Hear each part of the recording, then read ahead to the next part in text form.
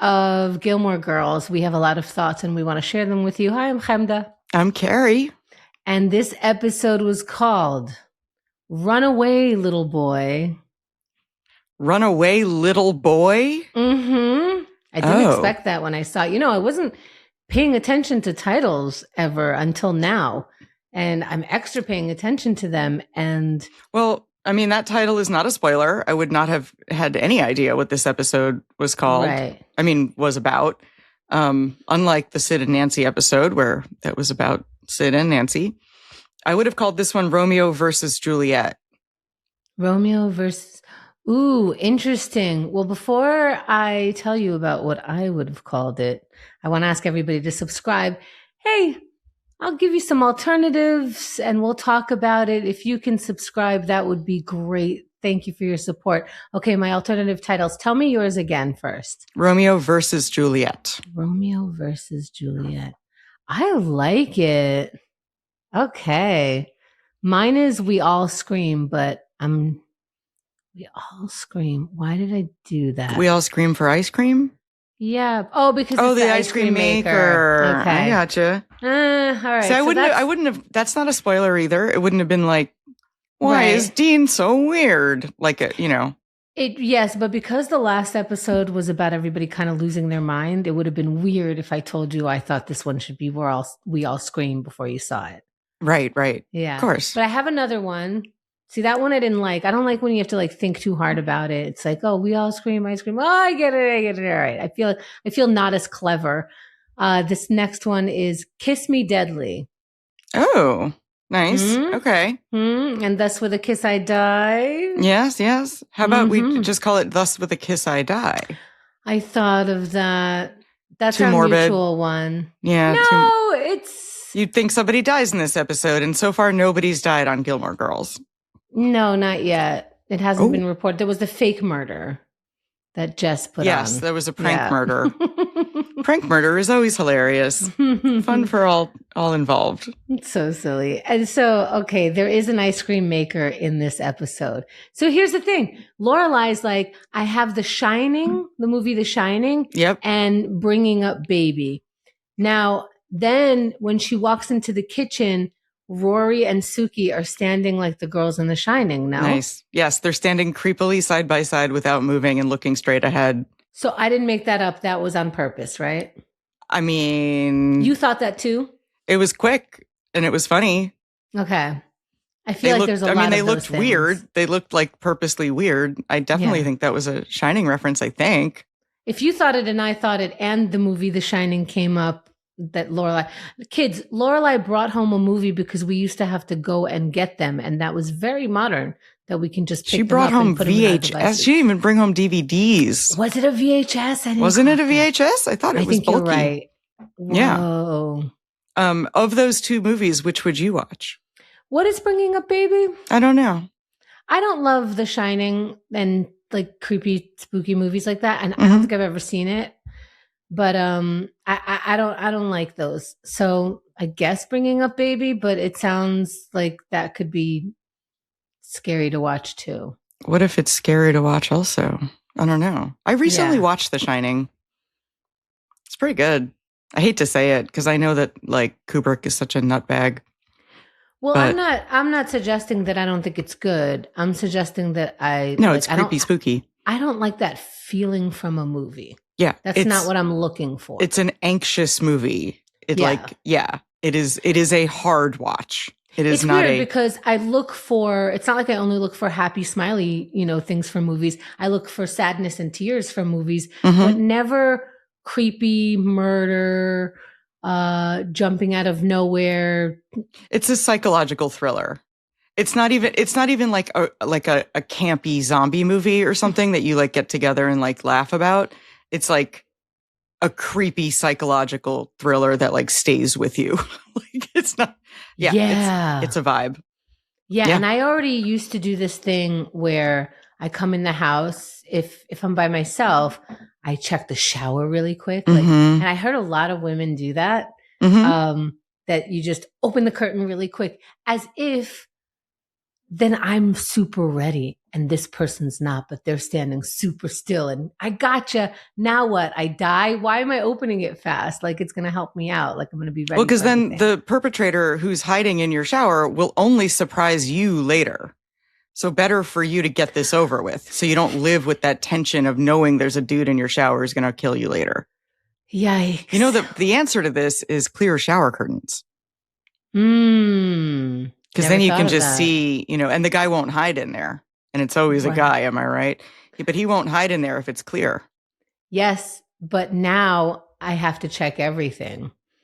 For now, I only assume this person's going to be in my shower. See, and this is something that was easier when you lived in a studio because checking everything was like now that you have like more than one bedroom, you're like, I got to check both bathrooms.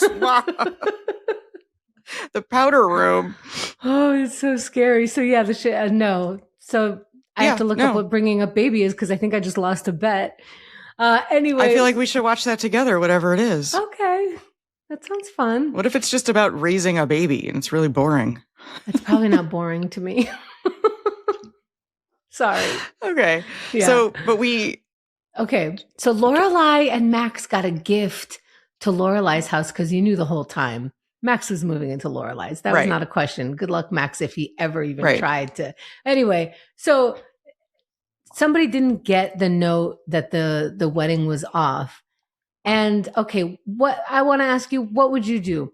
There's a present. There's no name on it. You can't even thank someone. There's no return address. There's only the ice cream maker. And it sounds like a really good one. What do you do? I would do a best effort to find who gave. I would do what Lorelai did and try to return it. You would call every single person. I would process of elimination people I knew. I would try to cross people off and be like, I know they didn't send it. They didn't send. How many people were coming to this backyard wedding? Remember, I keep thinking like, oh, isn't it supposed to be small? They were both on the same page. Mm-hmm. Also, like you're calling people you haven't seen in a while because who invited them? Not you, if you don't even know their number. Right, exactly. And it's possible this person sent the gift before the wedding was canceled, because things didn't used to come overnight every time. Good point. So you could order a thing and then it might, depending on where you ordered it from, could be a couple of weeks before it got there. You're right. It could. 3 weeks wasn't that insane. It was not that insane. Yeah. So, but it not having a note is insane. And it not being in a package. It didn't come in a box. Was a little weird. Didn't it? I thought it did, but I thought it was just the ice cream maker, like silver and like out, exposed. I don't know. Something was in the shape of a square. So yeah. Would you not make a best, like a good faith effort to find that? My best effort would be a lot less than Lorelai. I'm not calling every single cousin and person who says. Why was that? Right. Why was that person who she hadn't spoken to on the phone in that long? Why was that person invited? Right. And how were they invited? They were probably invited through Lorelai's mom. My best effort would be telling Miss Patty, holding it for a minute, a month, 2 months, something like that. Asking my mother because Emily would know. Yes. And Emily would find out within a month or two. And that's my best effort. I'm not calling everybody individually. Right. This isn't, this isn't $1 million. We didn't win the lotto. I got an ice cream maker by someone who somehow didn't get the message. How am I even telling people then? Right.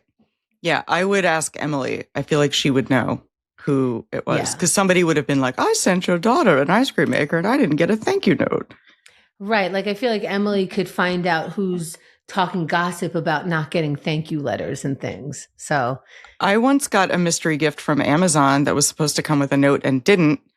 And I didn't know what to do. And I put, hey, I got this. It was a t-shirt. And I was like, hey, someone sent me this cool t-shirt. And I found out who the culprit was. And she was like, I wrote an adorable note.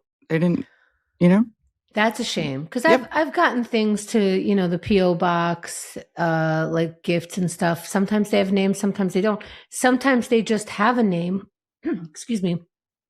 And I don't know you. I don't know your email. I don't know your phone. So thank you, everyone. You're like, thanks, Roger. Don't know who that is. But yeah. Mm-hmm. Yeah, and she's calling people who say things like, she said, you don't hear the word wedlock anymore. Yeah.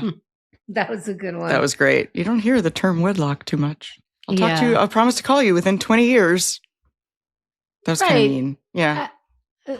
Yeah, but unnecessary. But my understanding from Miss Manners / Emily Post was that you have 6 months to send a wedding gift. Is that what you heard? I heard a year. Oh, see? So I don't know, but they're talking about if a wedding gift arrives 8 weeks after, you don't have to return it. That doesn't even sound like a rule of anything. Right. That doesn't even make sense. Whatever. Yeah. I don't know. All right. And also, I love how everyone references St. Peter when they die. The pearly gates, all of that. Even believers, non-believers, we already understand that that's a knock at the door of whether you're getting into heaven. Yeah. Right. I don't know. I don't really spend a lot of time wondering if I'm getting into heaven. Yeah, I have different ideas of what heaven and hell is, and they're not really religious. It's this idea. Yeah, thanks for asking. There's no pearly gates. You're like, it's a diner door. I feel like heaven and hell is the idea of how you live your life here. Like if you go against how you feel and what you're aligned with, and not like exactly what you're supposed to do as if we're destined to something, but if you go against your own heart constantly, you're in hell. You're in your own nice personal hell. Yeah. But if you try your best and, you make like good decisions as much as possible, the right thing to do in terms of like don't hurt other people, it's pretty heavenly. Yeah. That's all you can do. That's fair. Yeah. And like, I didn't hear anything about pearly gates. No. The gates are nondescript. The gates are metaphorical gates, and they have no pearls on them. Pearls got too expensive. That's right. I want iron gates. Yeah. So this is what Lorelai's dealing with in the meantime. Rory. We're finally back at Chilton. And we figure out we are learning about Shakespeare in some class that Max is not teaching. There is a second teacher at Chilton. And we're learning Shakespeare. This is what's crazy. I'm handing out assignments to everybody has to learn the scene from Romeo and Juliet, perform it. And that's 50% of your grade, 50. What class is this? That's crazy. I had a Spanish teacher like this. She made us write this like little children's book. Great use of, our brain for how to write in Spanish and everything. We handed that in. She corrected it, didn't grade it. She corrected it. And then we were supposed to go home and turn it into an actual children's book by adding different illustrations for each of the sentences. And it was like 10 sentences or something. And I go, but you already corrected the Spanish. So now you're just going to grade me on what I'm going to draw. And she's like, yeah, just do it. And I go, I don't understand how you're grading my Spanish. You just gave me my test back. Right, this is no longer about Spanish. You just want help publishing your children's book. Well, I was so upset. I was like, well, I don't want to draw. I can't draw. This is not how I want to learn Spanish. So I ended up paying someone that I found at the library. Whoa. I paid them $100. Jesus. I didn't know how to price things. I thought it was like, wow. So I don't know how I found this person, maybe like a message board or something. I think I'm like 16 years old here, and I paid them and I told them the rules. I said, do not make sure that you put these words in the pictures, not the opposite. There were certain rules. This designer, the drawer illustrator, she broke the rules for one of the pictures. I couldn't fix it in time. So I got a lower grade because of the rule break. So you spent $100 and still got a lower grade? It was like an A- or something stupid, but I still didn't like that I lost points. And I didn't like that I lost points about my drawings. This is how I feel this is. Excuse me, but I don't want to act in front of my right, peers. exactly. I have terrible stage fright. I'm happy to learn English. I'm happy to memorize things. I cannot imagine why that's valuable to learning about Shakespeare, but okay. I took Romeo and Juliet in. That's a nightmare. And like one of the assignments was to memorize one of the soliloquies. And I was like, how is that relevant tomorrow to learning? I did To Be or Not. No, that's from Hamlet. I did But Soft Would Light 3 Under Window Breaks. Oh, okay. And like, that's not, I'm like, how is this relevant to me understanding the material? And the thing is there's a big thing about how Shakespeare is boring because we're teaching kids it completely wrong. It isn't supposed to be sat down and read and dissected. It's supposed to be up on stage. That doesn't mean I go up on stage and do it. That means that you bring it to me, especially since these kids are Let's watch the Claire Danes Leonardo DiCaprio one in class. I feel like I know watching TV in class is such a cop-out, but like that would get a kid interested in Romeo and Juliet. Also, find a nice a theater that is doing it very well, because you know what? Once I saw some groups of people doing a really good rendition of some Shakespeare, I was like, oh, I get it now. It is supposed to be watched. It is supposed to be done well. It's not supposed to be read like we're doing some weird poetry. There is a way to see it. And it was so much fun and so amazing. And even though you knew the ending, it got brought to life and you understood it. But now you're going to make me do it. I do like that she is asking for a different rendition, like a reimagining. Yeah. That was a really good idea. Interpret and perform Romeo and Juliet. I like the reimagining that's always fun. We saw what the kids did with that. They did such a good job. I have a rule in my personal life that I am not seeing any more interpretations of a Midsummer Night's Dream. Midsummer Night's Dream. I've seen that too many times in too many different interpretations. I saw one with aliens. I saw one with set in the old timey West. I've seen too many, and I'm not doing it anymore. I've seen as many Midsummers as I need to see in a lifetime. I'm calling it. That's it. No more. I've never seen a different. I took them all from you. I saw too many and you haven't seen enough. And we should even this out, because I'll see the rest of yours. Thank you. If I get invited to Midsummer again and they're like, this time it takes place in a porno, I'll be like, oh, I'm not going. I'll send you instead. Okay. You're welcome. Seeing the porno version of Midsummer, which I would ironically want to see. They got you again. It'd be very entertaining. But I love it. I love that she said that there was a mafiosi version, Roman Empire, Sonny and Cher show. Yeah. And I hate that Paris picked the old Elizabethan classic version. Yeah. For 50% of my grade? Yeah. Pick something more creative. She just said she loved the Sonny and Cher the most. Yeah. Everyone laughed. Yeah. So and then, I thought that was really narrow-sighted. It was it had no Paris in that decision. Yeah. Well, it had no creativity. She just went for straightforward Romeo and Juliet. That's a weird misinterpretation of the assignment. The assignment. It's not. It doesn't feel like it's like Paris to choose such a. She wanted to play it safe.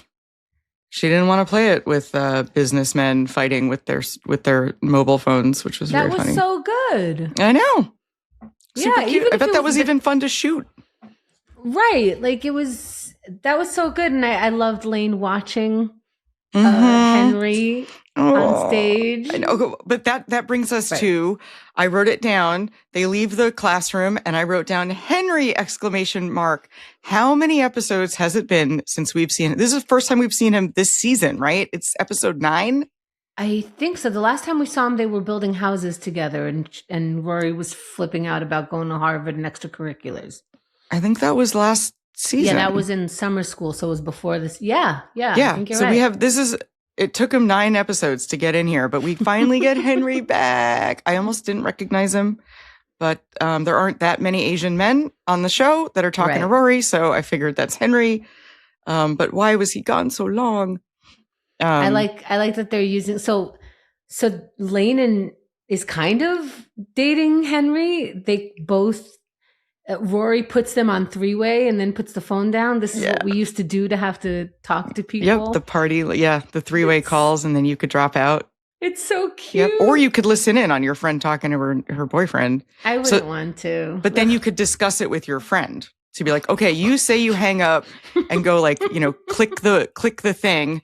So it sounds, like, okay, I'm hanging up now. Make a click sound. And then you stay on and listen so that you can analyze the call with your bestie later. You didn't do that? Wow, that's too much. Okey I mean, dokey. I'm sure kids have done that. Maybe I have, but it's probably best not to. Probably best not to, but Probably if you, best. don't know how to navigate liking a boy. And then you dissect it. Okay. Yeah. So and then bad boy Tristan throughout this whole episode, just as bad as he can be. It's a roller coaster of Tristan. Oh, I don't know why he's not wearing a motorcycle jacket. Yeah. because he's preppy bad, and Jess is motorcycle bad, and he's bad with money. But Tristan apparently is getting suspended. This is funny. He took a car apart outside and put it inside, or something like that. He took Then it turns out they hired mechanics, which is the funniest part. Yeah, but it's still a funny prank.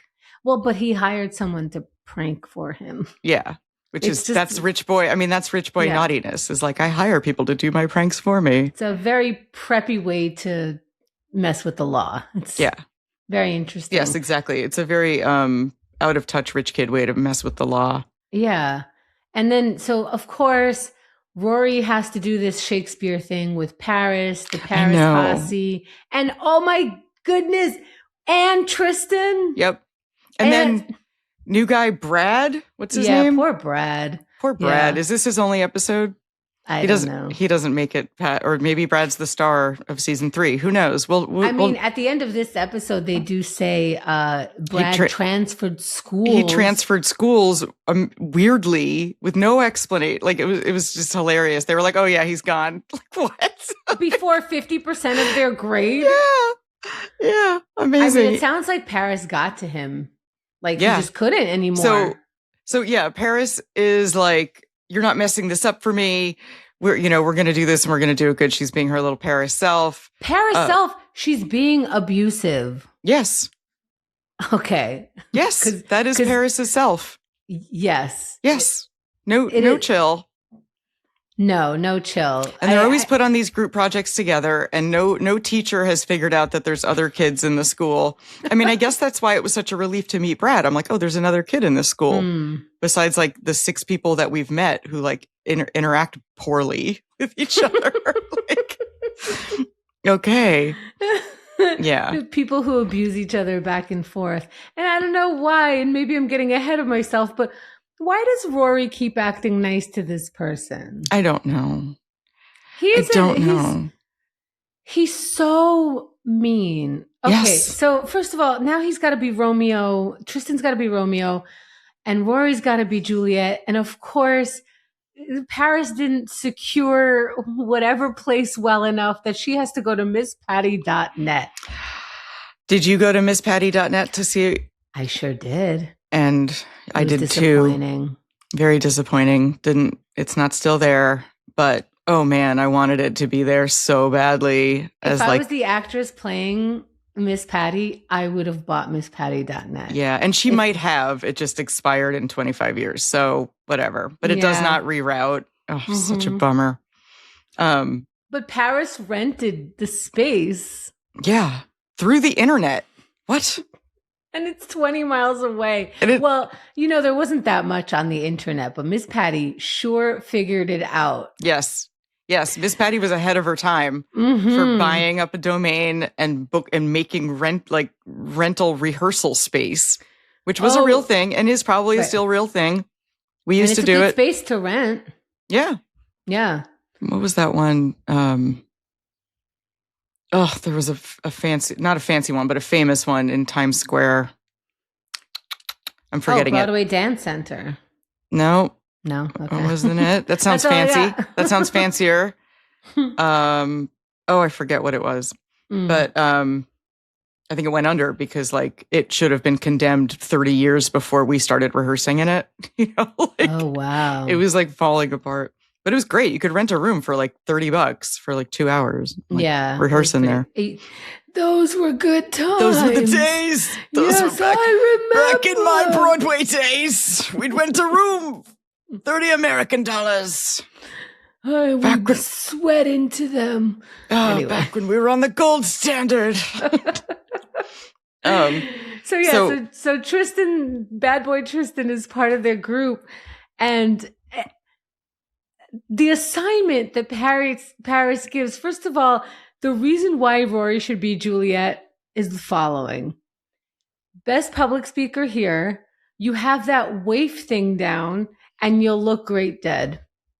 Well, okay, I guess I have to be Juliet now for 50% of my grade, where we're totally learning about Shakespeare and not the way that I act and want to die when I'm acting on stage. And my waifiness is part of our grade now. Seriously, and I gotta kiss someone on stage as part of my 50%. And like Madeline can't do this. Madeline's not. No. Yeah, you memorize these lines. Get out of here. Yeah. Louise can't do it. Frick it. Make Brad Juliet. What's the difference? Like, you're being graded on creativity. Right. Brad's waifier than Rory. Poor actor playing Brad. I feel bad for him. Brad. He's just, as much as everybody else is abused, he's like out of nowhere just getting punched. Yeah, exactly. Like, he's like a lamp. Like he's just like an inanimate object that's like there like as a space filler. I feel really bad for this kid, and I feel really bad for this actor. Because he auditioned for that. What was the casting call for that? Yeah. I need you to sit here and like that. I know. I always picture the audition tapes of these people, and he's like, he just has to sit there and like look awkward and like terrified. And like that's it. That's his audition. I always picture that the actors have to be so self-aware of what they at least look like to other people in a stereotypical form, that they have to kind of put it on their resume that they qualify because they look like that for your jokes. Yeah, exactly. To be the punching bag of. It's like it's like, here's what you can make fun of me. I have a big nose. Like, right. It's like Steve Buscemi's kind of funny looking. And like in the whole movie, they describe him as kind of funny looking. And he has to walk around and know that his funny lookingness is like what sells him as an actor. Like Brad Pitt couldn't have played that role because he's not funny looking enough. And like Steve Buscemi like has to own that. Yep. Yeah. And that's like just one small version of that. Yeah, I know. And he's a billionaire, so that's okay. I guess. Did you notice that you could just get over it, because you're an actor? Well, yeah. I mean, if it's getting you work, it's getting you work, whatever. That's the spirit. Stay in our abuse cycle. Back in my day, didn't care if you were ugly. I'll go back into my cage now. Did you notice that one of them was reading Jane magazine? Oh, you pointed it out. I do remember Jane magazine, though. I was so excited to see Jane magazine again. I'd forgotten about Jane magazine. Jane magazine was like a teen magazine, like for teens. And I don't think it stayed in print very long, but then it stayed around on the web much longer. And they finally killed it. My issues with these magazines was I so wanted to be that girl, and I just never was. So I'd buy the magazine occasionally, not read it. Sometimes I'd cut out in hopes to make a collage, then drop that project because I was never actually genuinely interested in it, but I wanted to be because it seemed like such a cool thing to do. And it's so nice when people have the collage, when people have a personality in their room. I was never able to create that for myself. Yeah. No awe feelings. Oh, sorry. Just info. I always read teen magazines and they would recommend an ungodly amount of makeup and skincare. And I was like, stupid makeup back in the day. Stupid makeup. And I was like, who can afford this? Like, what? I'm like 13 reading it. And I'm like, who my age can afford the makeup that they're recommending? They'd be like, this mascara. And the mascara was like $60. I'm like, what 13-year-old? I mean, nowadays, I don't know. I mean, I don't know what any kids are doing nowadays. But back in my day. With the contouring. I didn't have the money. I mean, we bought Wet n Wild makeup, if anything. Wet n Wild, yeah. I mean, Revlon it was was the best we got. I thought. Revlon. We didn't, I mean, I don't even remember having Sephora in high school. Like we didn't have, it was makeup counters. Makeup counters in like Macy's and then the drugstore. The drugstore, yeah. And that was it, right? I mean, I don't know if that was it just because that's who we were, because that might not have been it for everybody. There were some people who were, you know, more super into it. Yeah, and more knowledgeable, and maybe their mothers also, or their fathers. But I mean, I stole my mom's mothers at our age. I stole my mom's makeup when I was a little kid. Poor mom. Good news, Mom. I learned how to use your eyeshadow. It's like, oh, great. Can we get to Lorelai at school? Oh, yes. You were so upset. I'm so mad. I don't like so mad. being introduced to a new character that I didn't approve of.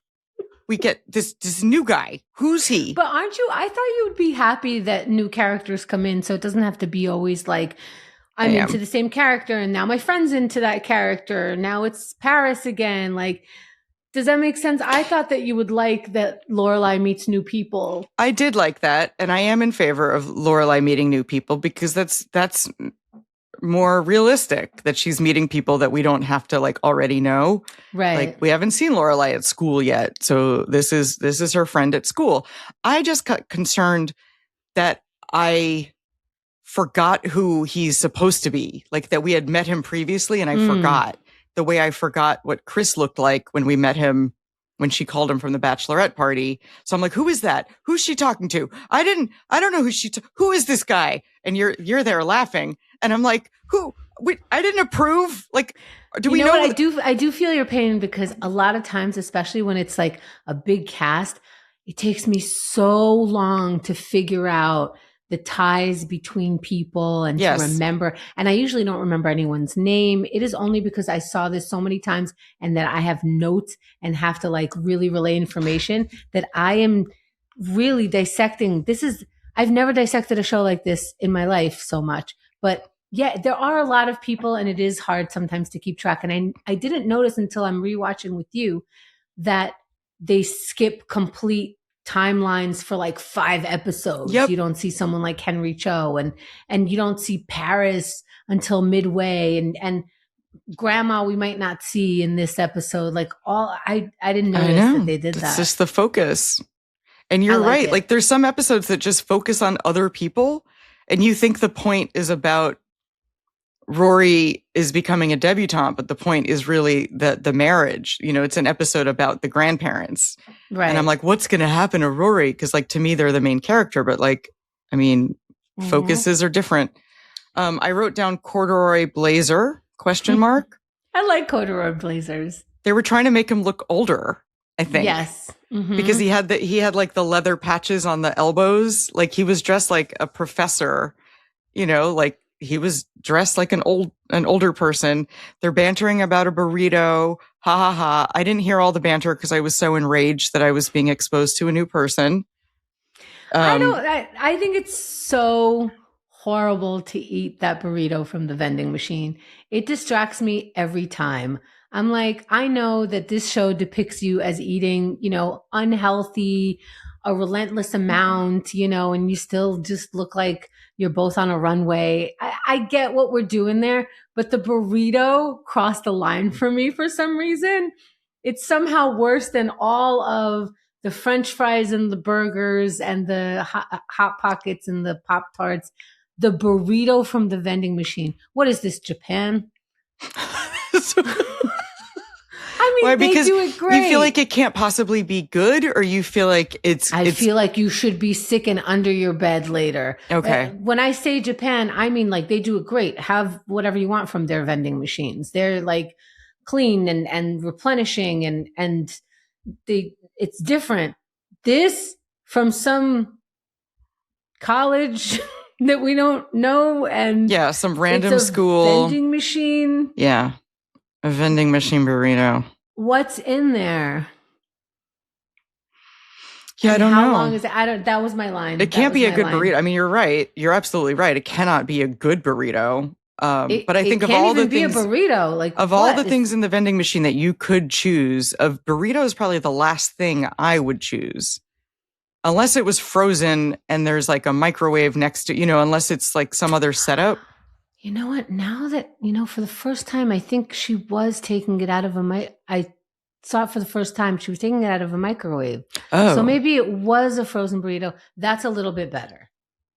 That's actually better. Let's assume that that's what she's doing. Okay. Okay. Good. Okay. I'm over it, you guys. All right. Oh good. my goodness, Woo-hoo. dolls. I get over a lot. This is how we work through our issues. So yeah, we cut back and forth from the school to home. We also see this is where Lorelai he asks her out, and I think I thought it was a really good ask out. I thought it was very natural, and he took her declining it with graceful good nature, and with also still a welcome. Like I was like, if I was a dude and I was heterosexual, I would memorize those lines. Yes.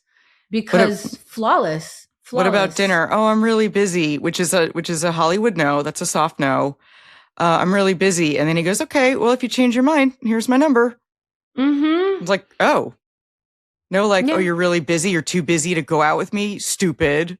Like, yeah. No variation of that. No passive aggressive anything. Right. What are you, a lesbian? None of and that. No shutting of the door either. No, like, all right, she's not into me. Like that's the end. You're dead to me. It was very nice. Yeah. Very nice. Classy rejection. Mm-hmm. It's a skill. It is a skill. That's a tough one. Very tough. I mean, I've turned down guys after, a third Tinder date. And I'm like, you're really sweet. It's just not, I'm just looking for a different kind of, and like the best guys are the ones who are like, I'm disappointed, but I totally understand. Thanks for telling me. Whoa. That's it. You don't have to be like, what did other guys say? Nothing. Usually, just be like, nothing. Is this in text form? Yeah. Is in text. Okay, is this when you've only gone on a handful of dates, you can still do it over text? Okay. You don't have to do it in person if it's only like 2 dates. That's cool because I feel like New Yorkers at least appreciate it because you got to take the train to go get rejected and then the train back. Yeah. No, I'm not making someone take the train to get rejected. But like, I don't like ghosting on people because I don't like when people ghost on me. So I was always trying to give people 2 dates because they could be nervous and weird on the first date. The second date is like, now you're not as nervous. After the second date, if I'm not feeling it, I'm just like, I gotta, let's not waste both of our times. That's very kind. I am the best. Yeah. But like, it's a skill to be able to handle that. And I've been on the receiving end where like, you seem like a nice person, but you're not, it's not going to happen. Also, people have said that. Like, you do. Interesting. And I write back like, bummer. I hated you anyway. Your mother failed. No, I write back. Thanks for letting me know. Thanks for not ghosting me is the thank you. Like, that's cool. Thank you for not just disappearing and making me wonder forever. That's cool because I understand ghosting and I can't say that I haven't done it. And I don't mean like even with dating. I just mean like this friendship didn't click well. So I feel bad, but I don't know. I guess not that bad. This is your way of telling me you're about to ghost me? But good on you. No. Not yet. I feel like most ghosts are mutual, but maybe not. I guess friendship ghosts. Maybe. But yeah, then we're home and Lorelai is calling. We did Jane Magazine. I was very excited to see Jane Magazine. I wrote down that Lorelai is calling people on the couch and being like, did you send this thing? Which is such an awkward thing to do. Just ask Emily who sent it. She would know. Yeah, I don't think I would go that deep. I also don't think that she invited that many people. And I didn't appreciate that she assigned Rory the task of doing some. Oh, yeah, no. I feel like that's worse and even more unnecessary. So much more worser. That's disgusting. And the fact that she called it, honey, it's closure. I need it. And I'm like, no, you don't. No, you don't. Now suddenly you need closure when like you canceled the wedding like days before. and then skip town, and now you get to dictate. I don't know. It was a little. Also, so there's this theory that closure is a Hollywood thing, and that's not really a thing. You don't need closure from another person. Or the closure was inside you the whole time. I think we got it. All yeah. Right. You just have to find it inside your. It's like you've had the ability to go home the whole time, Dorothy. It was the journey. Yeah, maybe. Okay, so meanwhile, MissPatty.net means that Tristan is coming into town and Rory is freaking out. Oh, excuse me. Did I not shut that down? Excuse me. Okay, so this also brings us to Tristan is coming to town, and that means that Dean has to deal with Tristan, and it puts Rory in a tizzy because why, actually? Because she assumes what will happen is what happened. That the town is that small that if one person is in town at the same time as another person is in town, they will run into each other. And that Tristan is such a wackadoo that he's going to say, I totally kissed Rory at that party. And Dean is going to break up with Rory. So she's like, I have to tell him. Now, this is a weird predicament, right? Like, when would you tell Dean that? When would Rory tell Dean that she and Tristan kissed? Like, on the one hand, it's insignificant. On the other hand, I feel like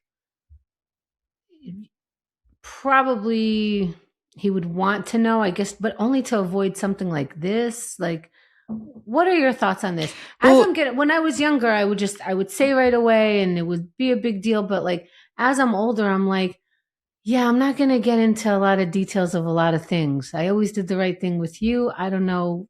Ask me whatever you want to know. Right. It was very much, we were on a break. I'm on Ross's side.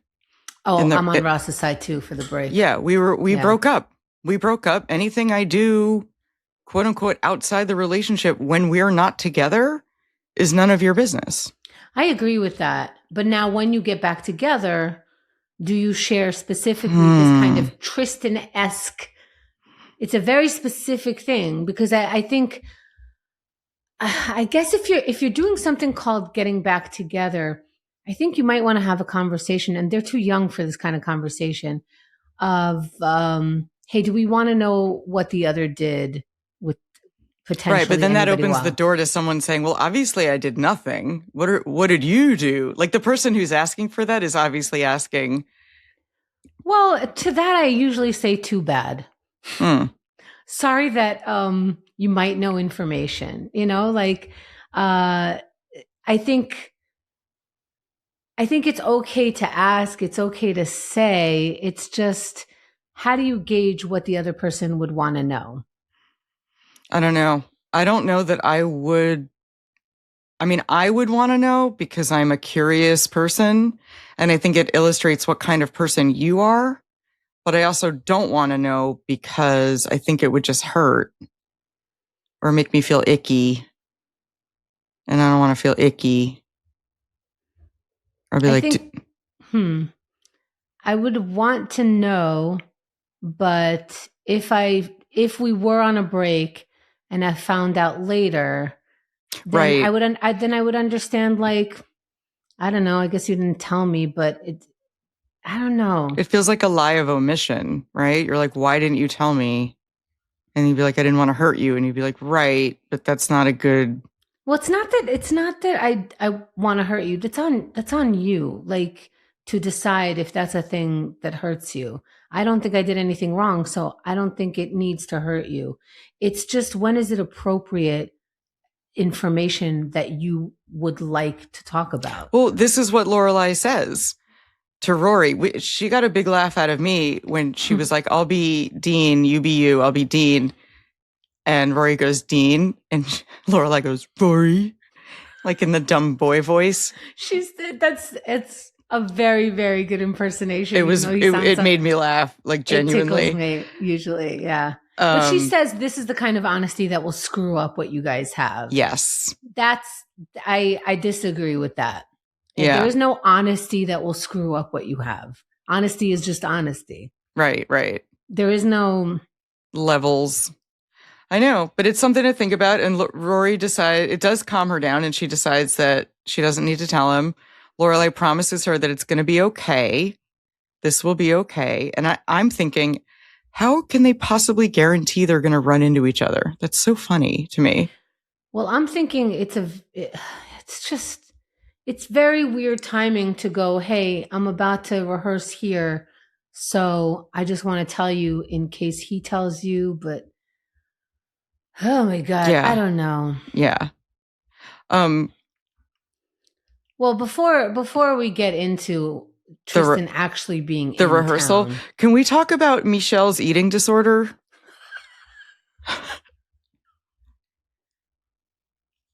Yes. He has an eating disorder. That's it. We're making it this like character quirk, but like he's counting blueberries. Like that's. Didn't we all have an eating disorder around this time? Oh, yes. Oh, 100%. I did not even know until I started doing the math of what I ate in a day and how much I thought about food and how much it affected me. Yeah. I would not eat all day. Yeah. There was someone on Instagram. So I didn't come up with this premise, but like now that men are intermittent fasting, they were like, no. Women invented having this eating disorder. You just rebranded it intermittent fasting. We've been doing that. Like you don't eat breakfast, don't eat lunch, and eat one small meal for dinner. Like, oh yeah, you didn't invent that, boys. Yeah, you chew gum all day. You drink Diet Coke when you're hungry. Yeah. If you're hungry, have a cigarette. Like, put something else in your mouth. Diet Coke, a cigarette, whatever. And so this, I wish I could credit the person because it's such a good point that like you just made it manly to do and called it intermittent fasting. I only eat for 6 hours every day. We're like, no. That's an eating disorder, and we invented that. You don't get to have that. You're not taking credit for something a woman invented. Remember, we used to. Well, I never got to the scale part, but there were scales. And I think people still do that. So you're just weighing your food so that you can calculate it. I was always too sloppy to weigh my food. Me too. I didn't have the time for that, but like. I've done the Scarsdale diet. Have you heard of the Scarsdale diet? No, what's that? Have you heard of the cabbage soup diet? Cabbage soup I've heard of. What else? Is Scarsdale the grapefruit diet? Yes. Oh, is it? You just it's a grapefruit every morning. There's another grapefruit, half a grapefruit. Some other time, I actually like grapefruit, so I didn't mind. Yeah. But then they tell you exactly what to eat. Like meat and tomatoes is one of them. A lot of tuna. Mm-hmm. But like just straight tuna. You can't have it with anything else. And then it would say protein bread, which I didn't know at the time. That was so it's not high in carbs. I had to go to the specialty store to get that kind of bread. Blah. It's effectively like an omelet shaped like bread. Is that my understanding? What is carb bread? I don't get it. Well, it was protein bread, and I couldn't get exactly what that guy meant.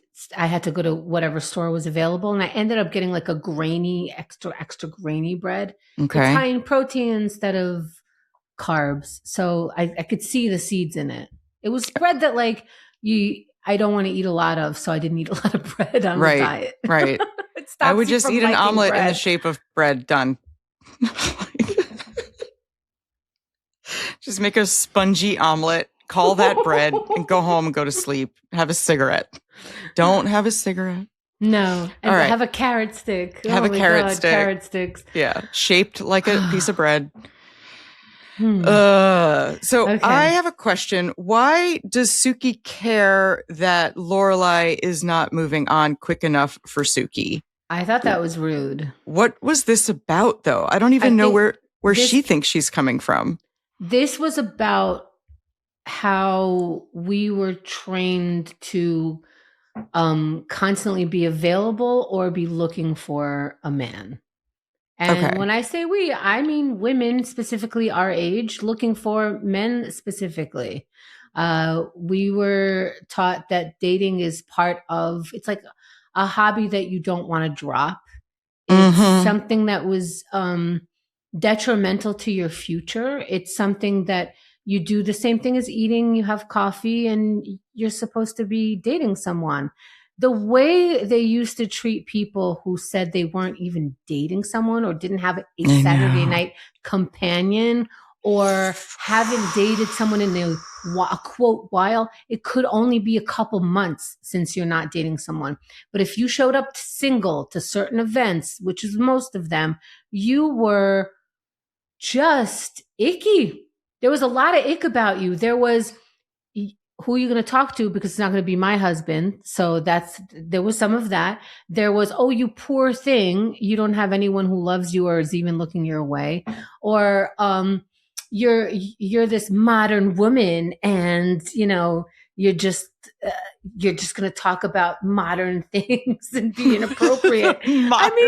Look, it hasn't been that long, but everyone could look up to their mother and say, hey, we were in a smaller cage. Now we're in a slightly bigger cage. We're all in some kind of cage. That was our cage. We needed to be dating someone in order to be completely human and be trusted and be a person. Yeah. That's what that's about. I mean, in the late 90s, I was driving a car that broke down and good Samaritans pulled over, and more than one person asked me where my husband was. Mm-hmm. Like, why are you driving alone? And I was like, I don't have a husband. I forgot him. I forgot to get married in college. It's completely normal. Yeah, it was weird. This is why what we're watching was very, very modern 25 years ago when it was out. Which was that Lorelai just happens to be single and not like obsessed with finding a new man. It was very uncomfortable. Gotta have a man. I'm obsessed with Sookie's wearing the bandana shirt. Yeah, you are. Again. It's a different color this time, I think. I think it was the same one. Orange? Wasn't it orange? I don't know. Does she have more than one bandana shirt? I actually didn't notice it as much as you saw. I'm forgetting. I thought it was a different color. I'm very distracted by this shirt. It's crazy. I think because she's a quirky chef. So she's got a quirky chef outfit on. Right. But she's advising Lorelai to move on and get over Max. I'm like, wow, that's some balls. Like, and she even says, I think it's too soon for a transition guy. So Sookie gives yet another character that could appear for us in our lives as women, the pre-transition transition guy. And it's like, hey, why do I gotta have like some guy? Why can't I just reflect on some, Can I just be me? I've told people I was single and have them go, oh, that's okay. Right. And I'm like, I know. It's okay. I know. Yeah, he's out there for you. Oh, my goodness. Oh, lid for every pot, huh? Yeah.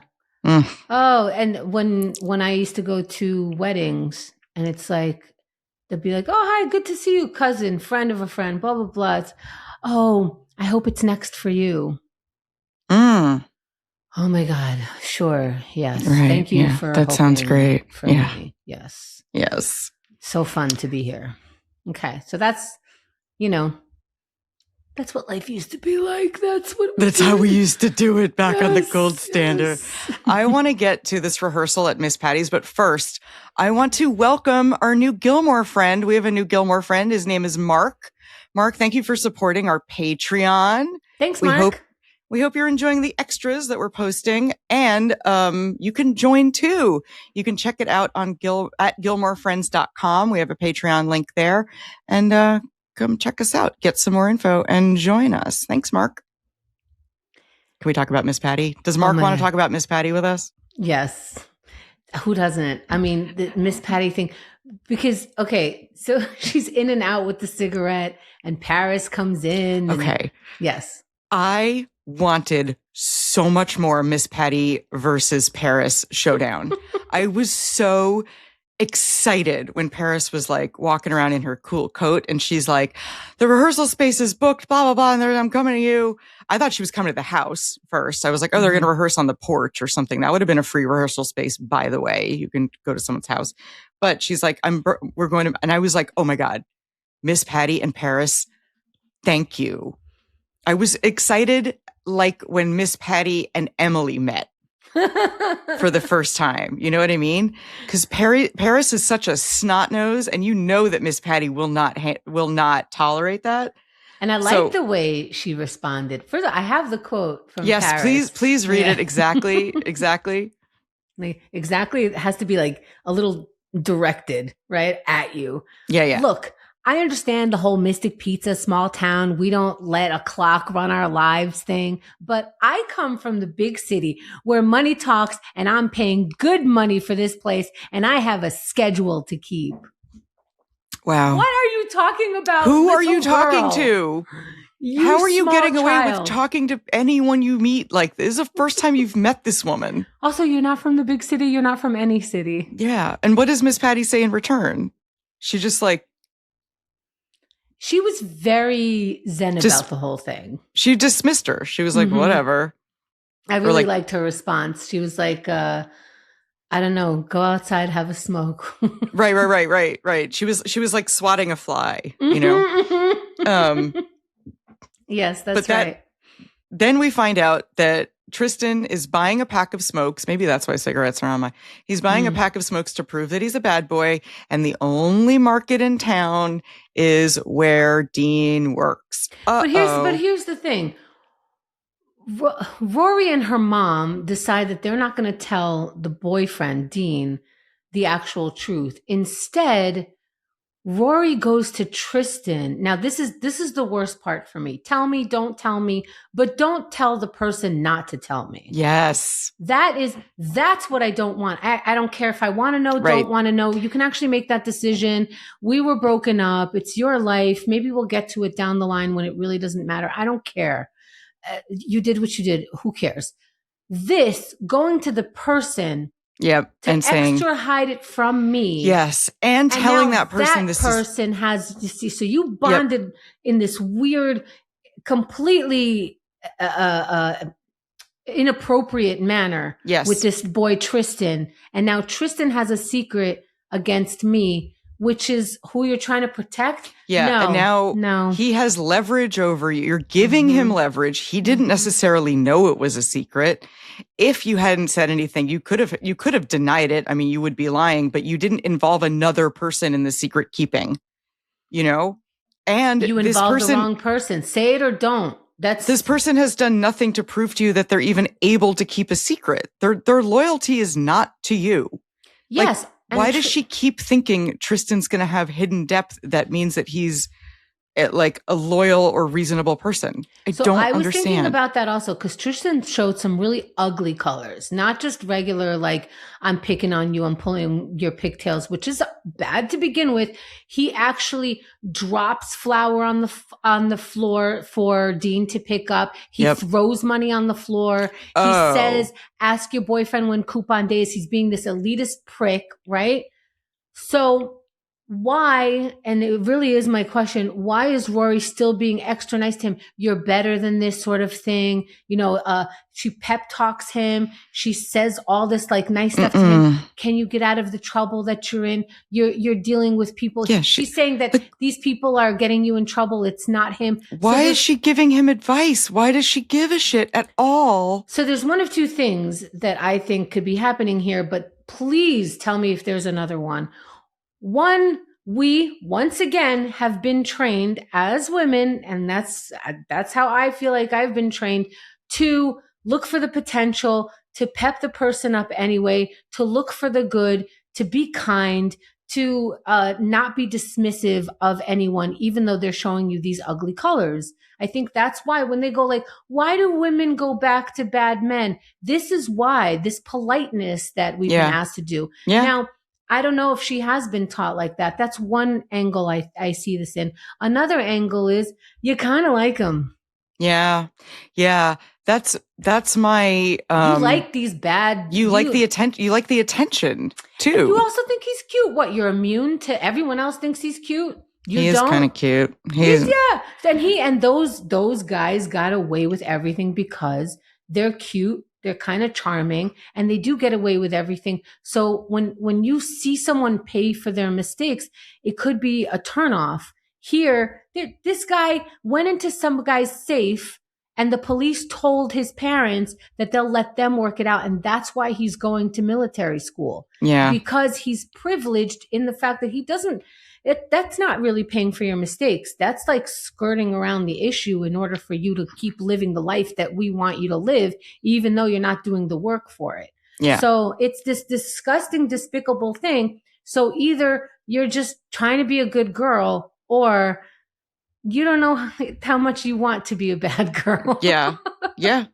Or you're just is there a third option? I mean, you're making dumb choices because you're 15 and like there's that. Yes. Trying to that's be the overall umbrella.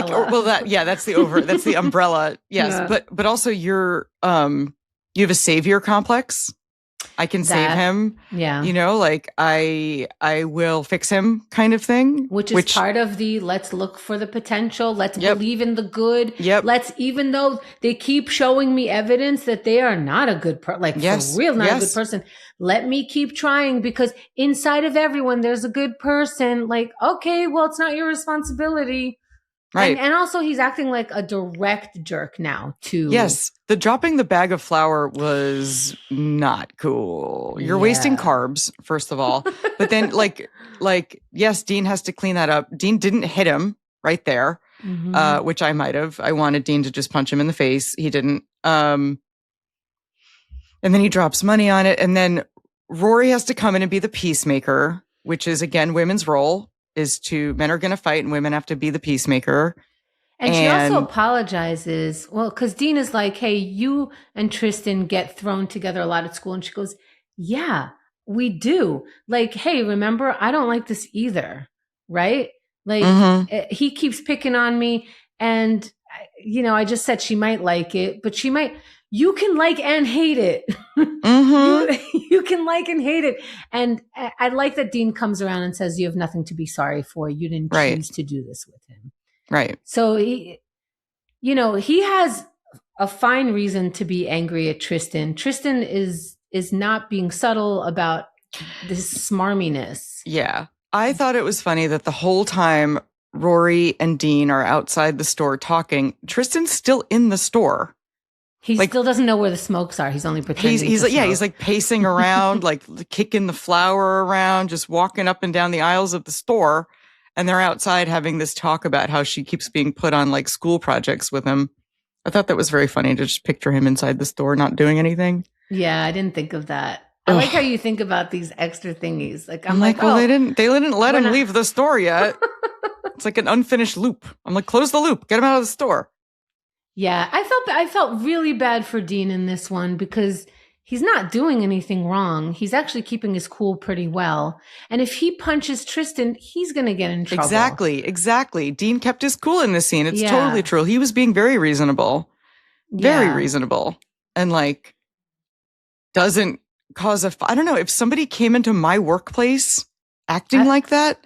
I wouldn't hit them. I would be hard pressed to not hit. I would probably walk away, like just go to the back room and like punch something. Yeah, like, because have you ever hit anyone? Yes. It's been a minute though. Okay. Because like earlier today. No, it like a literal minute. A minute. I've had the impulse to hit someone and not done it because I'm an adult. But like, I think if I was a hormony teenage boy, I might not be able to contain that. Well, it was enough of a provocation that you wouldn't be surprised if Dean hit Tristan. For sure. But it's really good that someone in Dean's position doesn't, because no matter what, he's the one who's going to get in trouble. And he's the bigger man, like he's just like, it sucks to be a lot of times. Yeah, it sucks to take the high road. But I thought he handled it really well. Rory calmed him down, explained what was going on, why he's even in town to begin with. That came out of nowhere for Dean. He's just standing there doing Yeah, his but job. it came out of nowhere for Rory too. She didn't do anything except I know. tell Tristan For to the lie to smoochy her smooches. boyfriend. Ugh. Yeah. Then we hear that Lorelai did go on a date with Corduroy Jacket, Mm-hmm. and it was casual. And she's bragging about being a casual dater, which means she's back in the scene, but she's not husband hunting, is what I gather. I do like what she got out of going on this date with the guy. It sounded very polite all around. I like how she phrased it. It was fun to dress up and have a freshly laundered man. Yes. Like, yes. come to you. It's something like that. The freshly laundered man, like, yeah, it's kind of nice to like try for someone and they try for you. And then you go on this goofy thing we call a date. Yeah. I could see how she liked saying, hey, I'm not in a relationship. I went out. I saw that, we could just talk and then just hug. It doesn't goodbye. have to be a giant awkward thing if it doesn't work out and we're still in class together. It's fine. Yeah. It's casual. Relax, everybody. So I did like Lorelai's response that she was like, it was just nice. And it didn't have to be a dramatic thing. And I'm also not daddy hunting for you, Rory. And then when the guy shows up at Luke's diner, if we may, I mean, the guy, so they got me. Did they get you the business? What's his name? Paul, I think. So Paul, when he was with the corduroy jacket, he did look older. Then the next day or 2 days later, I guess, when he was at Luke's with his parents with the hat on and stuff, hat on. And they were like, what do young people wear? What do young people wear? What do we? Okay, put him in a South Park t-shirt. Because South Park was new. I didn't know that was I didn't see the South Park. He was wearing a South Park t-shirt. Oh. And I was like, oh my God, they're trying to make him look young because South Park was a very like high school college thing. It was like appealing to young people. Well, they nailed it, I thought. I thought they nailed it. I mean, he did look 10 years younger. It was hilarious. I didn't even recognize him when I first saw it. And I didn't know. I only knew it was him because the camera caught this like group coming in. And I was like, why are we focusing? Like, why am I noticing the background people? That must be on purpose. And then, of course, that was that Paul with his family and that his mom is there. Okay. From that scene, I wrote, Paul told his parents about Rachel. What? So you're on a date with Lorelai and she goes, I got to tell you about this diner I go to. The guy who owns the diner's name is Luke. And Luke has an ex-girlfriend who came back into his life and worked at the diner for a bit and then quit and dumped him. That's what you say on a date. Mm-hmm. That information goes from the guy that you're on the date with. He tells his parents there's a charming town few miles from here that you talked about so much that he decided to bring his you talked about Luke so much. See, what you're saying right now, the first time I saw this, I was like, oh, I thought Luke was about to interpret this guy and his parents that Lorelai can't shut up about him. Right. I thought that this would reveal that Lorelai likes Luke back. Yes, because she can't shut up about him because she's telling random people to the point where he tells his parents about a woman he dated, goes to a diner with a guy named Luke. Like, why does Paul's mom know about Rachel? What do other fans say about this point? Much. What do other fans say about this I actually don't know. Oh, I don't know. I'm dying to know. Friends, write it in the comments. What is happening? Yeah, I think it was pushing it that the darn shame about that Rachel line was pushing it.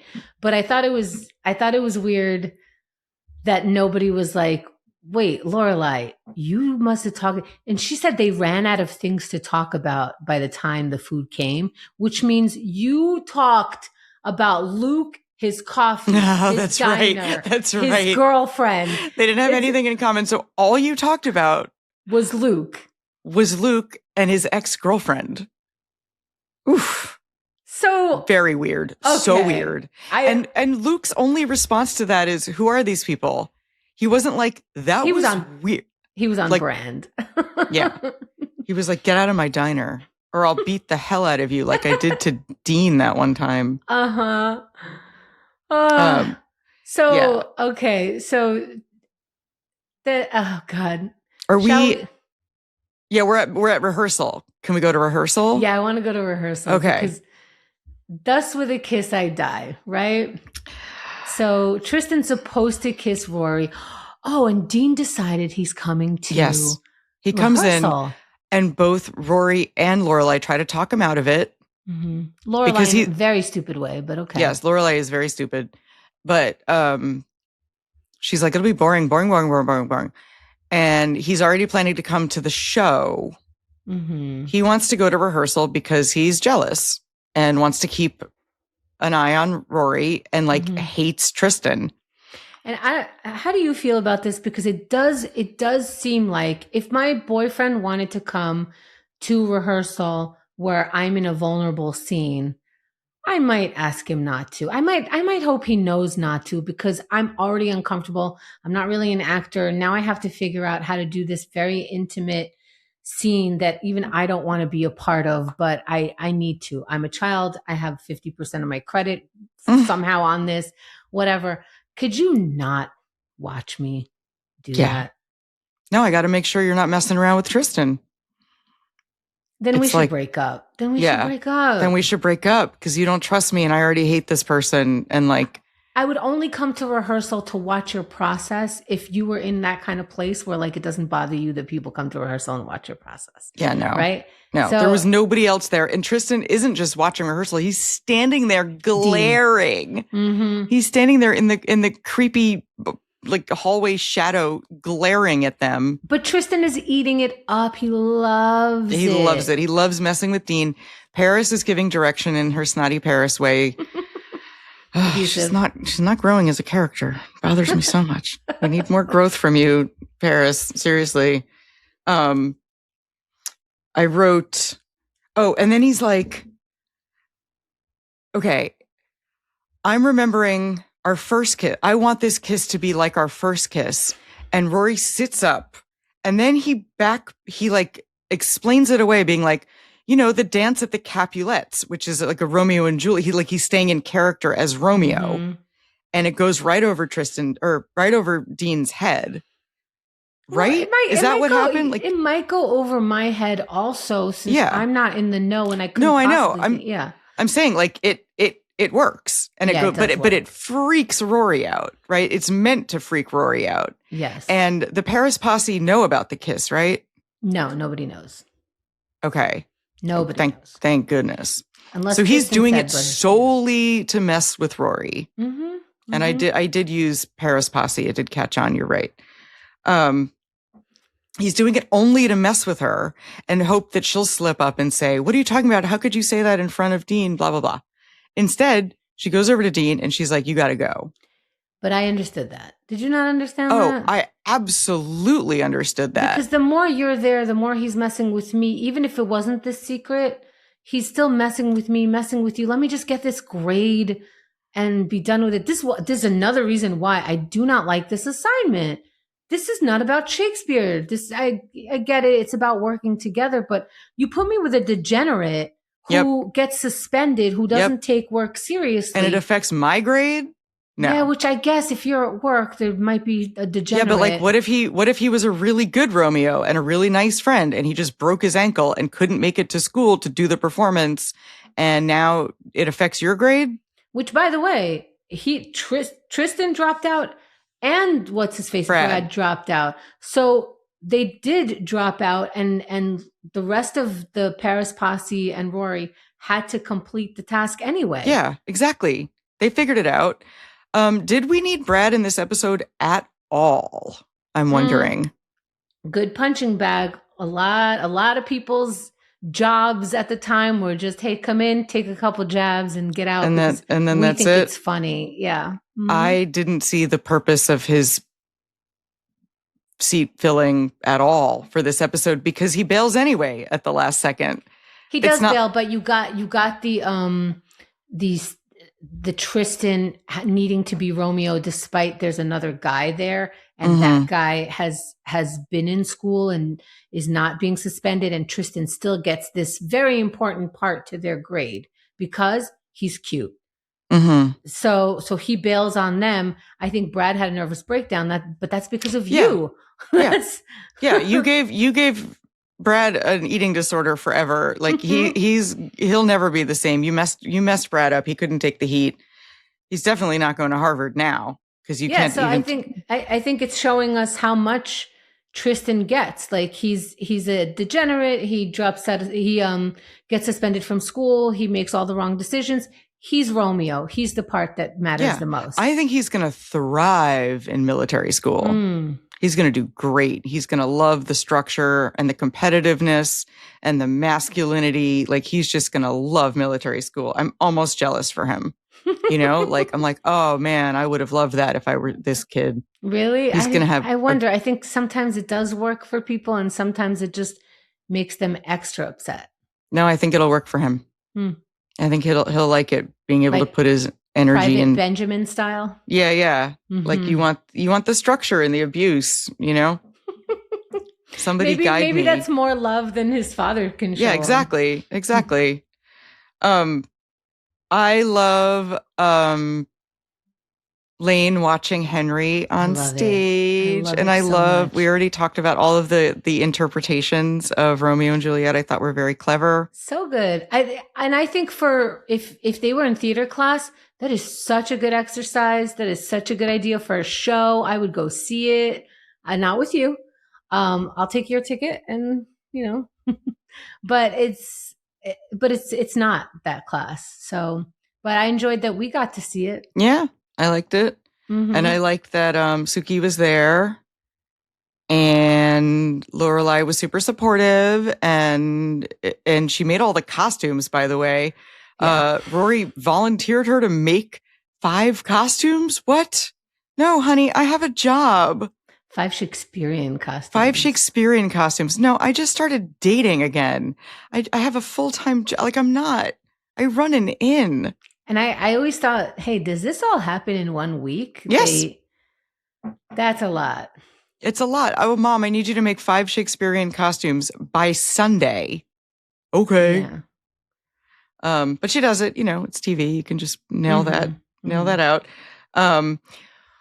We start making fun of Lorelai for being a cougar and dating a man that's too young for her because it was in Luke's. It was very public. The whole town is talking about it. Everyone's making fun of her. Luke asks some legit children to move away from her because he's scared for them. This is just pedophile jokes. It's like, I don't think these aged well. Lorelai is taking it at first. Like, she's not that young, but finally she calls Luke out on it. And she's like, or no, she asks Sookie first. Why is he being so mean to me, right? I think that... What was the order of that? First, Lorelai the cougar. Miss Patty says, Lorelai, there you are, you naughty, naughty girl. And Sookie saw what the kid looked like because he is a grown adult because Kirk snapped the picture that we didn't see. That's right. Bootsy, who's the new newspaper stand guy, was at Luke's and he goes, I hear you're dating a kid. And everyone's kind of picking on her, but she responded to Luke the most. She said, and then Luke said, I just think it's embarrassing. Go live your life as you please.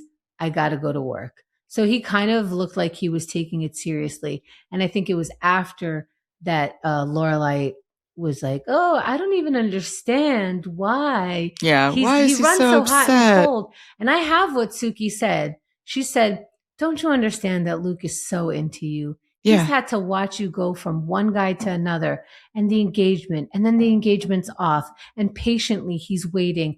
And now in walks this kid. And he says, my God, will she date anyone in the world except for me? Look the guy in the eye. It's right there. There you go. Thank you. I mean, that sums it up. Thank you, Sookie. Thank you. Exactly. She nailed it. She really did. That's a good quote. Yeah, it means a lot. It's like, hey, you know what? Like, I get why you want to sleep on this, you know? Like, you don't want to directly face this, which is fine. but you don't get to try to pull me into that fantasy of what could he possibly thinking. Yes, exactly. We can at least live in a reality that's really happening, or we could both shut up about it. But Right. since you brought it up, Right. and you brought it up incorrectly, come correct. Right. Yes. Yes. Yeah. Yeah. Yeah. Why are you dragging me into it Yeah. with your delusion that this is not happening, and I'm not going to play the delusion game? Right. We could play if we want. If you want delusional, we're just going to stay quiet. You're going to have those thoughts. But if you want to come to reality with me about, I don't even understand, let me clear it up for you. Right. Again. It's not the first time Sookie's done this for her, clearing it up. By the way, he likes you. Even Emily picked up on it. Come on now.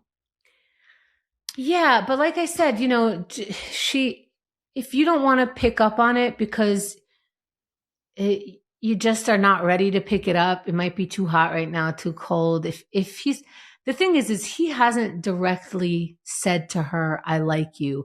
He yells at her in a way that's like, to me, it's not direct enough for me to respond unless you give me something to respond to. Right. What is she supposed to respond to? Like, I get she can't be delusional, but what is she supposed to say yes to so far? Nothing, just the vibe, you know, just like a meaningful vibe. But yeah, you're right. That's not tangible. You can't do anything with that. Like, then a woman called Rachel comes in, and what? You're not interested in me at that point. Right. Meaning to me, you are not interested in me. You're not ready. You're not emotionally ready. Yep. Your heart is with someone else. She could still be there with that person. I am not trying to interpret you, Luke Danes. And I think that she responded very well to this, directly to Luke, when she said, you know, something like, do you understand this dating thing? Look, I'm just trying to date. Like, I don't understand it. Well, that was what I didn't really get her roundabout way. She said, are you good at dating? Are you good at dating? And I don't know, like, I was like, where is she going with that? I think what she's saying to Luke is, look, you're going to watch me flop this dating thing because I don't understand what I'm doing. So you get to see my insecurities because I bring some people around, or they come around and surprise me also. But you should understand that I don't know how to do this just as much as you don't. So let's just be friends. What I need right now is a friendship from you. Are you in for that? Because that's what I'm in for right now. Okay. And he goes, and he either understands that or doesn't, but he says yes. And it looks like they've made up. Yeah. And I have the quote, so people can decide if read it. If I'm misinterpreting what Lorelai is saying. She said, I don't have many people who are in my life permanently forever. They will always, the ones that will always be there for me. I will always be there for them. There's Rory, Sookie, this town, and you. I mean, I think I've got, and he cuts her off and says, you do. Like, I think I got you. You do. And she goes, good. Just checking. And then he makes regular conversation because he goes, all right, let me give this person grace. She is trying to be a person in this world, just like I am. And so when I try to date, she usually tries to talk me through it. Like when Rachel was breaking his heart, she was a friend to him. So now her heart is in this other place. Be a friend, or I don't know, I might mess up some other way. Be a friend or say something, but you can't just be mad at me for no reason. Yeah. Give me something to say yes or no to. Yeah. That includes, listen, you're my coffee guy. This might feel good now, but what are you like as a dater? Are you going to take me out, or am I going to keep coming in here and now we're just kissing? Right. Like, what makes me your girlfriend? Do I now work at the diner just like Rachel did? Right. Like, what is you dating? I don't even know what you're offering me. Do you like partnerships? Are we moving into your tool shed? Like, what what are we doing? I'd live in Luke's tool shed. Hells yeah. Yeah. So meanwhile, I forgot, you know, Tristan does have to leave for military school. Paris. And this is when you love Paris, right? She's already in Tristan's costume. She's going to play Romeo. She memorized everybody's She lines. memorized all the lines naturally. And she has a wig. Like, it's not even just that she pulled her hair back and put a hat on. She's got a full, like, Romeo wig. And she goes out there. People to fail her. Yeah. So she is everyone's understudy, of course. And she nails it. And then she goes, thus with a kiss I'll die. And then falls on Rory's chest. Does not kiss. No kiss. There was this whole thing about a kiss. She couldn't even like kiss her cheek or like do one of those stagey kisses where you like kiss the side of someone's. Rory turns just long enough to look like they kiss. And it's even brought up, Dean, as they come into the diner, he goes, did you really kiss Paris? Or was that just, theater magic or something? Excuse me. Now we have to be called stupid? I thought we're not being these weirdos. I thought Sookie was bringing us into reality. You didn't have to push it home that they didn't kiss. Yes. I saw them not kiss. Yeah. Dean didn't have to bring it up. The writers didn't have to have Dean bring that up. I know. I didn't understand why they did that, why they had to bring up that question again. And I also didn't understand why we had the Brad character at all. I guess just to prove that there's more kids at Chilton than we see. Oh, the Brad character. I think it's because Amy Sherman Palladino really likes a good punch down joke. There, I said it. That's what I think. Okay. Yeah. I think it's easy target, and we didn't have to like do it to anyone who would be recurring. Yeah. I think she likes the loser and then throw you down on the ground. I think she likes those That's kinds of endlessly jokes. Funny. We always love that. Sure. It's one way of doing a character, but it seems they like this in the writer's room. Yeah. I could be wrong, but Brad still existed, so I don't know if I am. Anyway, bye, Tristan. That's another thing I wanted to name this episode. Bye, Tristan. I don't know why she stood there consoling him and talking to him. And I don't know why he was suddenly acting like a human being to her. I don't know why he said, I would kiss you goodbye, except Dean is looking. No, you wouldn't kiss me goodbye. No. Just go. On your way out, you say, tell your boyfriend to remind me when coupon day is. That's a person. You're an asshole. Yeah. Very bye, confusing. Tristan. Bye. And I hope he does not come back ever. Me too. It's part of my predictions as to what happens, what the fate of Tristan is. But before that, do you have any information about the actor who plays Brad? I sure do. You do? I really. Oh, wait. About what? I just the actor who plays Brad. No. No. But I don't think so. No. Okay. But I love today's trivia.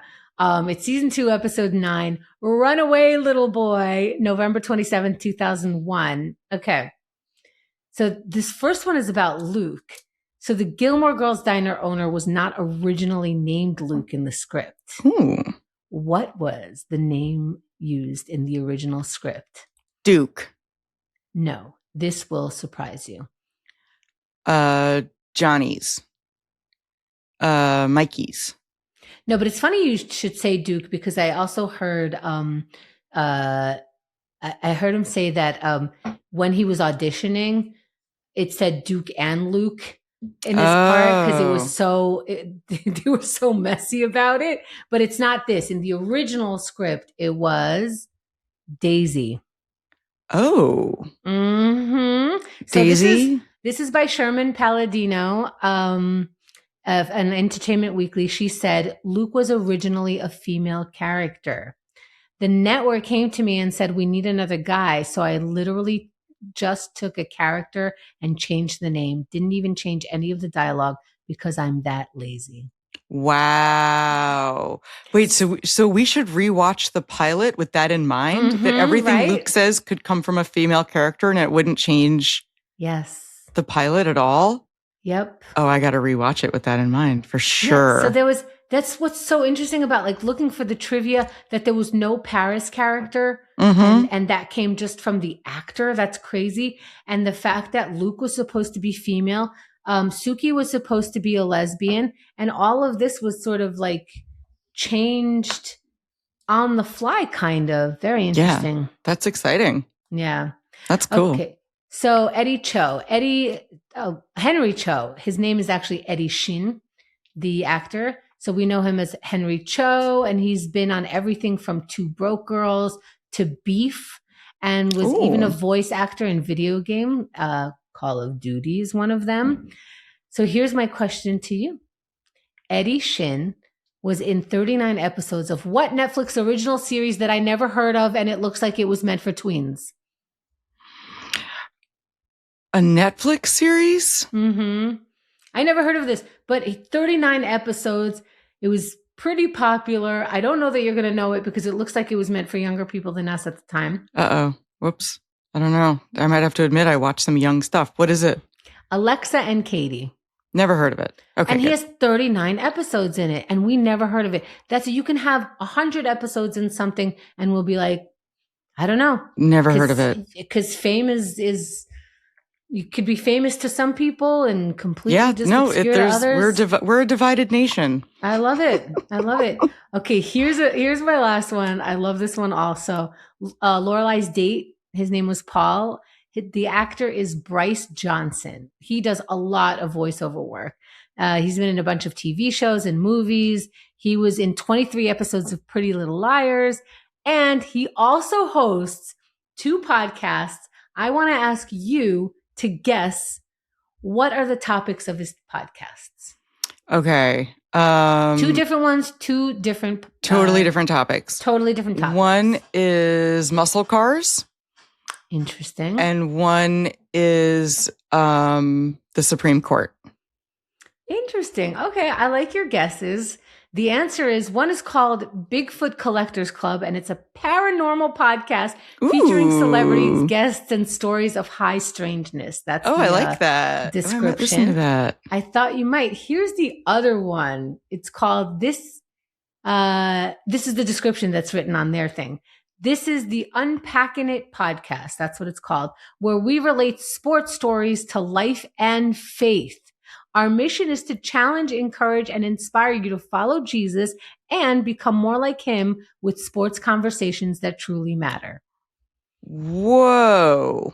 Didn't think you would have been able to guess that. I would not have guessed that. That is not one I will listen to, as opposed to the famous people talking about paranormal stuff. I might get into that. Sports and religion together at last. That's not in my wheelhouse. I didn't know that you can talk about sports in a biblical term. So talk about niche. I went to summer camp, and it was a Christian summer camp, but it was very chill. It was like chapel on Sunday, and like the theme was like love, It wasn't like Jesus died for you. It was very like, but anyway, they had a songbook, and one of the songs in the songbook was Drop Kick Me Jesus. Pardon? Drop Kick Me Jesus Through the Goalposts of Life. I swear that was a song that was in the songbook of the camp I went to. Huh. And not every song in the songbook was about religion at all. Do you remember any of it? Drop Kick Me Jesus Through the Goalposts of Life. Drop Kick Me Jesus! No, it was like it wasn't like that. It was no. I'm sure no, it had like guitar chords written over it. Like Drop Kick Me Jesus. But somebody listening went to summer camp with me, and somebody listening remembers the song Drop Kick Me Jesus. And the chorus was something through the goalposts of life. I'm gonna Google it when we get off this call. Whoa. Because I was there. I remember that. And I remember thinking, wow, there really is something for everyone. Huh. You're like, I want to watch football, but I really love Jesus. What's the song for me? There it is. This guy found it. Yeah. Yeah. Whew. Now, and there's a podcast for everybody. That's it. Now we have it. That's perfect. What's your predictions for these upcoming events? So I don't think we've seen the last of Tristan. I think Tristan will breeze in sporadically. I mean, we haven't seen Tristan for a minute this season anyway, right? He was suspended. Right. So I think he's going to be at military school until it's convenient for him to breeze into town and mess with Dean and Rory. I think we've definitely not seen the last of him. I think we have seen the last of Brad. Unfortunately, I don't know why there was no talk of the inn this episode either, because that was such a heavy topic of the last episode. So I'm still predicting something happens with the inn with no talk of Mia, no talk of the inn that they're looking at, no talk of anything. But I think that's still on the table. Obviously still on the table. No Emily even in this episode. No Emily, no nothing. Yeah. Mm-hmm. No Max. No Max's. Did he even really exist? Think about it. This is why we rewatch. I don't believe Max is even real. Yeah. But I'm still very upset that we haven't seen any growth from Paris at all yet. And we just have to. Do people grow that quickly? She had some soft moments, but is she going to turn herself around in less than a year's time? Well, I mean, the Luke character has already grown. He was so gruff and over the top the first couple of episodes, and they softened him up right quick and showed that he had a little growth. And I think they softened up the Emily character too. Gave her a little growth and softness about her getting along with Lorelai. I don't know. Maybe you're right. I don't know. She's a tough nut. We didn't mention it, but I liked Tristan has a spooky dad who's like waiting in the hallway in like half lit, like the light. He's like a private investigator, like in the 50s. Yeah, and I love how both Brad and Tristan had to leave now. Right. He's like, now. Come along, Tristan. Or like, oh my God, who is your dad? He's crazy. But yeah, so I don't think we've seen the last of Tristan. Mark my words, before this series is out, Tristan and Rory will kiss again. Or Dean and Tristan kiss. Or, I'm just reading your reaction. Henry and Tristan kiss. No, Rory and Tristan will kiss again. That's my prediction. What do you think will happen now that we saw Henry Cho? Where's that going? Oh, they have to do a thing where you have to introduce Henry Cho to Lane's parents and make them think it's their idea. So you have to they're going to come up with some scheme that's going to be like, all right, so they have to meet their parents and they have to discuss, you have a teenage son, I have a teenage daughter. Like you have to introduce the parents to each other so they think they're arranging it. I think they're going to come up with a scheme like that. And I think that Lane and Henry are smart enough to actually pull this off. And if you can just somehow get these two parents, four parents in the room together. Because they're going to be in love. I'm practicing my poker face. But I don't want them to break up. What do I have? Aces? Well, maybe they finally get together, and once the pressure is off to not sneak around, they finally get face to face again rather than on the phone, and they realize they have nothing in common. I don't think so, though. I still don't like the chemistry between Henry and Rory. What don't you like? I think they're a little too close. They're snuggly with their eyes. Snuggly. They're looking at each other. I don't like it. I don't like it. They're too close. Okay. But I was wrong previously. I thought that was going to happen over the summer, and now we're into frickin' autumn over here. Nothing. Well, we're going to get to see, and we're going to get to see with everybody watching this as well. I love seeing all of this through your virgin eyes. Thank you. It is fantastic. There's so many things that I've watched this so many times, but there's so many things that I see now, including the bandana shirt. I mean, down to that. So if you're listening, subscribe. There's a subscribe What is the button best benefit of subscribing? If you subscribe to us on YouTube, you can catch our live streams. Our live streams are so much fun. So thanks for subscribing. See you next time. Have a great night. Bye.